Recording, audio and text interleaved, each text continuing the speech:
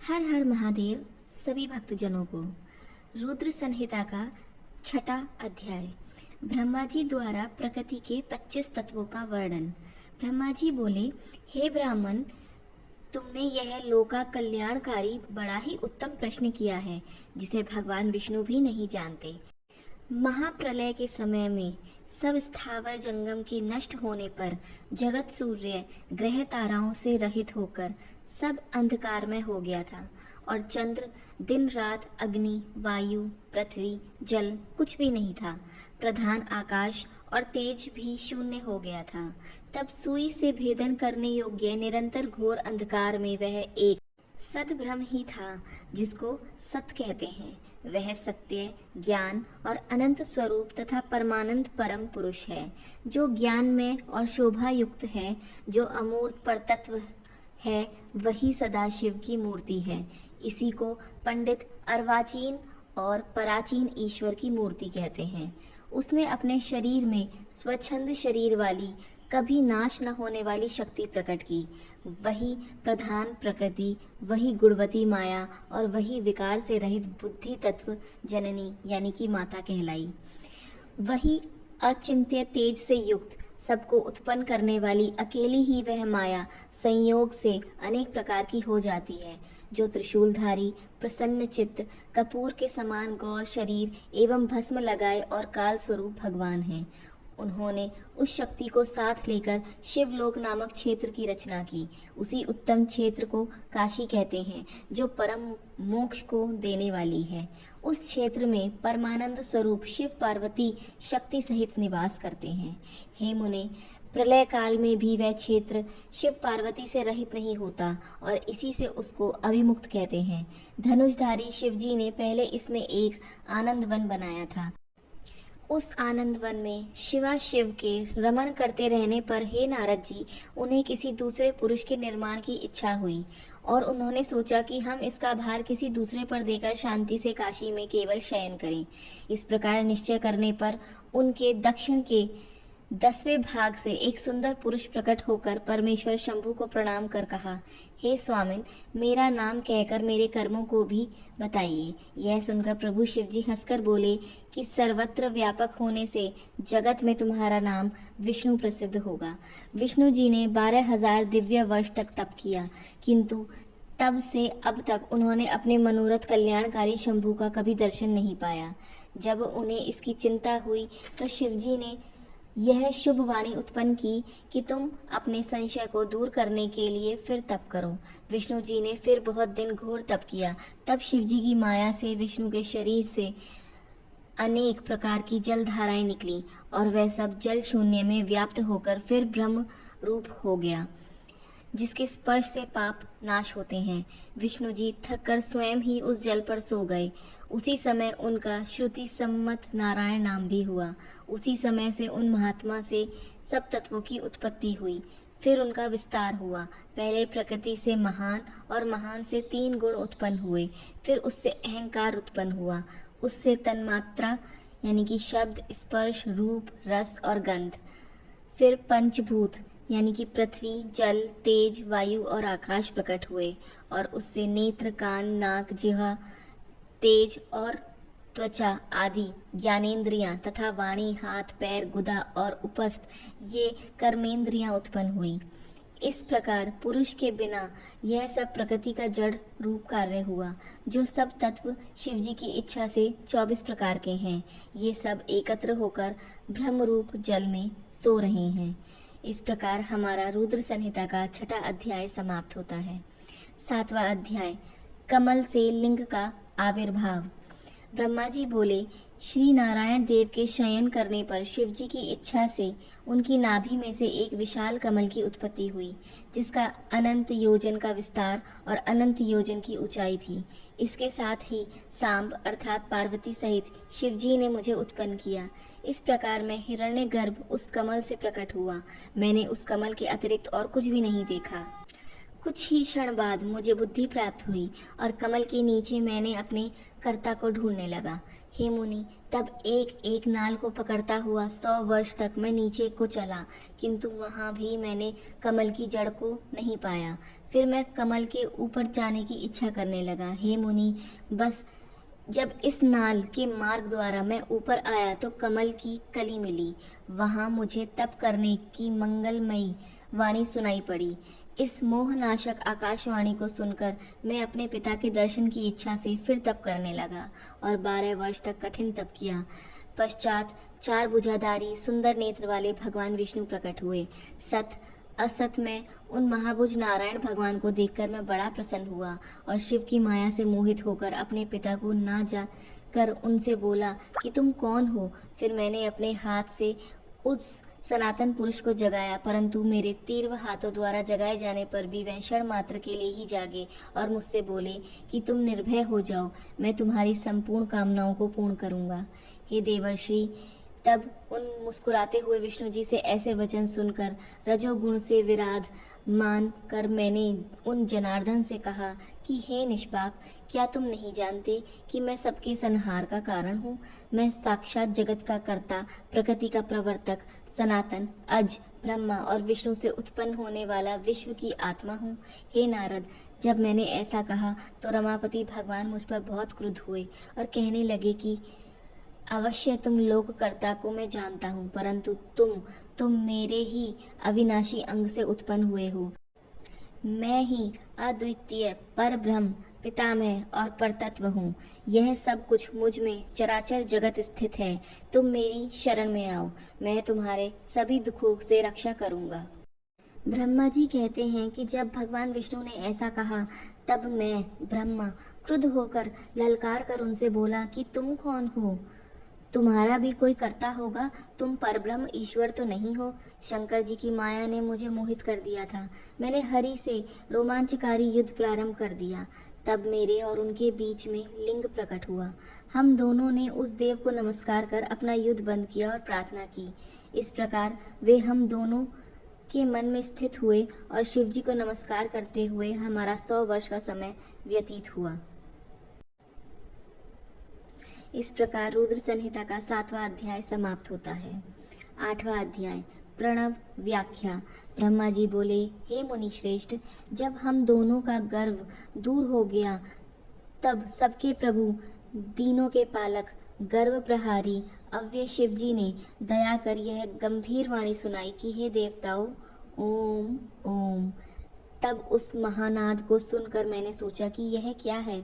उसी समय देवों के आराध्य विष्णु जी ने उस लिंग के दक्षिण भाग में सनातन आगवर्ण अकार को और उसके उत्तर भाग में उकार को देखा। फिर मकार को मध्य में और अंत में ओम को देखा, जो सभी सूर्य और चंद्रमंडल की भांति स्थित थे और जिसके आदि अंत और मध्य का कुछ भी पता न था।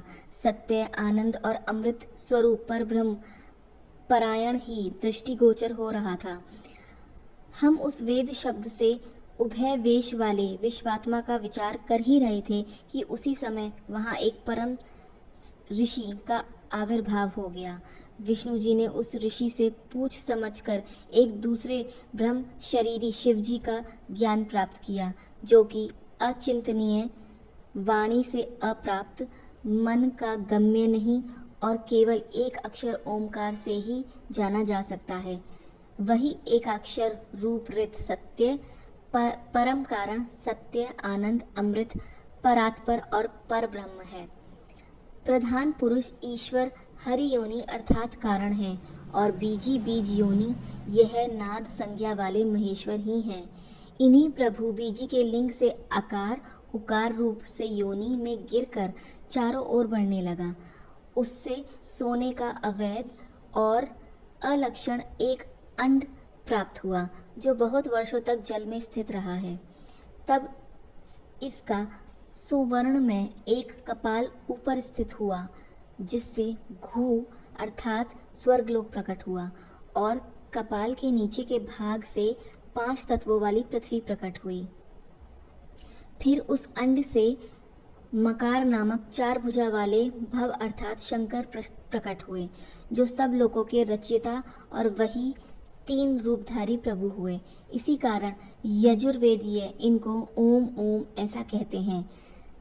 तब सबने उत्पन्न मंत्रों से इन महोदय महेश्वर महादेव की स्तुति करना आरंभ किया। तब तक परमेश्वर महेश भगवान प्रसन्न होकर अपने दिव्य शब्दमय रूप में स्थित हो गए। उन अगुण गुणात्मा का शब्दमय रूप देखकर मैं भी बहुत प्रसन्न हुआ। फिर हम दोनों ने उनको नमस्कार किया। तदनंतर उन्हीं से सुंदर 38 अक्षरों वाला एक मंत्र प्रकट हुआ जो बुद्धिदायक और धर्म अर्थ का साधन है। उसे गायत्री कहते हैं। यह गायत्री चारों कलाओं में उत्तम और पश्चित ओम नमः शिवाय 8 कलाओं से युक्त है, जिससे अभिचार अर्थात मारण आदि कर्म होते हैं और जिसकी उत्पत्ति श्वेत और शांतिदायक तथा संहार का भी कारण है। सब में अक्षरों की भिन्न भिन्न न्यूनताधिक क्रम संख्या होती है, जिसमें ओम जूम सह अथवा त्र्यंबकम यजामहे इत्यादि कहा जाता है। इसके साथ ही पंचाक्षर मंत्र है, जिसमें केवल नमः शिवाय मंत्र और छमियो चिंतामणि मंत्र और दक्षिण मूर्ति मंत्र उत्पन्न हुआ। पश्चात शिव का महावाक्य तत्वमसि नामक मंत्र हुआ और इन 5 मंत्रों को विष्णु जी ने ग्रहण कर जपना आरंभ किया। फिर ऋग यजु साम सहित मैंने और विष्णु ने उन वरदायक साम शिव ईश्वर की प्रसन्न चित्त से स्तुति करना आरंभ किया। इस प्रकार रुद्र संहिता का 8वां अध्याय भी समाप्त होता है। 9वां अध्याय शिवजी द्वारा ब्रह्मा विष्णु को उपदेश। ब्रह्मा जी बोले, विष्णु की स्तुति से प्रसन्न हो महेश्वर प्रकट हो गए। उन करुणा कर महेश ने अपने श्वास से विष्णु जी के लिए वेदों का ज्ञान दे दिया। उसी समय उन परमात्मा ने मुझे भी ज्ञान दिया। फिर विष्णु जी ने पूछा कि हे देव, आप किस प्रकार प्रसन्न होते हैं तथा किस प्रकार मैं आपका पूजन और ध्यान करूं जिससे आप वश में हो सकें। यह सुनकर महादेव जी बहुत प्रसन्न हुए और बोले कि हे श्रेष्ठ देवो, मैं तुम दोनों की भक्ति देखकर बहुत प्रसन्न हूँ। मेरा लिंग सदा पूज्य और ध्यान करने योग्य है। कैसा भी दुख हो, मेरे लिंग पूजन से नाश होता है। मैं अनेक प्रकार के फलों और सब मनोरथों को देने वाला हूँ। तुम दोनों ही मेरे दाएं बाएं अंग से उत्पन्न हुए हो। अब मेरी आज्ञा है कि तुम और ब्रह्मा चराचर का पालन करो। ऐसा कहकर प्रभु ने हमें अपनी पूजा का वह शुभ विधान बतला दिया, जिसके द्वारा पूजित होने पर शिवजी अनेक फलों को देते हैं। तब हम शिवजी से बोले, यदि आप हम पर प्रसन्न हैं तो आप हमें वर देना चाहते हैं तो हमें अपनी अटल भक्ति दीजिए। शिवजी बोले, ब्रह्मा विष्णु और महेश, यह तीनों भेद मेरे ही हैं। तुम्हारे अंग से जो मेरा रूप प्रकट होगा वह रुद्र कहलाएगा और हम दोनों की पूजा में कोई भी भेद नहीं होगा। शिव और रुद्र में कभी भी भेद नहीं समझना चाहिए। हे ब्राह्मण, अब तुमको यह करना चाहिए कि तुम सृष्टि के कर्ता बनो। हरि भगवान सृष्टि के पालक बने और यह जो मेरा अंश रुद्र है यह लय करने वाला होगा तथा यह जो उमा नाम वाली परमेश्वरी प्रकृति देवी है, इसी की शक्ति वाग देवी अर्थात सरस्वती ब्रह्मा की अर्धांगिनी होंगी और एक जो दूसरी शक्ति प्रकृति से उत्पन्न होंगी वह लक्ष्मी रूप से सर्वदा विष्णु के आश्रय में रहेंगी और यह दोनों देवियां परम मंगलमय शक्तियां कहलाएंगी, जिनका कार्य होगा क्रमशः सृष्टि स्थिति और संहार। हे विष्णु, इसके अतिरिक्त तुम और भी नाना प्रकार के कार्यों को करके सुख को प्राप्त करो, जिसमें ज्ञान विज्ञान में युक्त लोकों का हित हो। मेरे हृदय में विष्णु और विष्णु के हृदय में मैं स्थित हूँ। जो मुझ में और विष्णु में अंतर नहीं जानता वही मेरा सच्चा भक्त है। इस प्रकार रुद्र संहिता का 9वां अध्याय समाप्त होता है। 10वां अध्याय ब्रह्मा विष्णु और रुद्रों का आयुकाल। परमेश्वर बोले, हे विष्णु, तुम्हारे संबंध में मेरी यह और भी आज्ञा है कि तुम सर्वदा सब लोगों में पूज्य और मान्य होगे। तुम अनेकों अवतार धारण कर जीवों का कल्याण कर अपनी कीर्ति का विस्तार करोगे। तुम में और रुद्र में कोई भेद ना होगा। हे नारद, ऐसा कहकर मुझ ब्रह्मा का हाथ विष्णु के माथे पर धरकर शिवजी ने कहा कि तुम सर्वदा इनके दुख में सहायता करना। अब इन 3 देवताओं के आयुर्बल को सुनो। 4000 युग का ब्रह्मा का एक दिन होता है और इसी क्रम से रात भी जानना चाहिए। 30 दिन का एक महीना और 12 महीने का एक वर्ष, इस प्रकार के वर्ष प्रमाण से ब्रह्मा की 100 वर्ष की आयु होती है और वह विष्णु जी का एक दिन कहलाएगा और वह भी इसी प्रकार के प्रमाण से 100 वर्ष जिएंगे तथा विष्णु का एक वर्ष रुद्र के एक दिन के बराबर होगा और इसी क्रम से वह भी 100 वर्ष स्थित रहेंगे। सदाशिव के मुख से एक श्वास उत्पन्न होता है, उनके 6 उच्छ्वास और निश्वास का एक पल, 60 पल की एक घड़ी और 60 घड़ी का एक दिन रात होता है। शिव के उच्छ्वास निश्वास अर्थात भीतर बाहर श्वास लेने की संख्या नहीं है, इसी कारण शिव का उत्थान अक्षय है। अतः तुम मेरी आज्ञा से अनेक प्रकार के गुणों से सृष्टि का कार्य करो। ब्रह्मा जी कहते हैं कि जब शिव जी ने ऐसा कहा तब उनके वचनों को सुनकर विष्णु जी ने विश्वेश को प्रणाम कर कहा कि हे कृपा सिंधो, मैं आपकी सब आज्ञाओं को सर्वदा के लिए शिरोधार्य करता हूँ और वचन देता हूँ कि ऐसा ही करता रहूँगा। उसी समय से इस लोक में लिंग पूजा की विधि चली। लिंग से प्रतिष्ठित शिव जी भुक्ति मुक्ति प्रदायक हैं। यदि कोई इस आख्यान को लिंग के समीप पढ़ता है तो वह 6 महीने में शिव रूप हो जाता है। हे मुनियों, इसका पुण्य फल कहने में मैं असमर्थ हूँ। इस प्रकार रुद्र संहिता का 10वां अध्याय समाप्त होता है। हर हर महादेव।